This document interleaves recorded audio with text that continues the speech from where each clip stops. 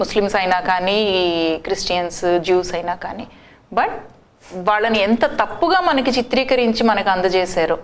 వీళ్ళు విగ్రహాలను ఆరాధించేవాళ్ళు, వీళ్ళు ప్రకృతిని ఆరాధించేవాళ్ళు, అసలు సృష్టిని ఆరాధించేవాళ్ళు అసలు పాపులు కదా. సృష్టికర్తను ఆరాధించాలి, సృష్టిని ఎలా ఆరాధిస్తారు? సో ఈ అంశాల మీద కొంచెం గట్టిగానే మాట్లాడదాం అనుకుంటున్నాను. మేరీ గారు, ఇప్పుడు ఇంతకుముందు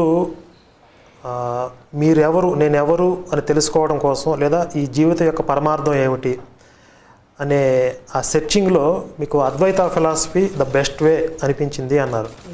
ఓకే, మరి ఎస్తేర్ గారికి క్రిస్టియానిటీ నుంచి బయటికి రావడానికి ఆవిడ హిస్టారికల్గా చాలా రీసెర్చ్ చేశారు.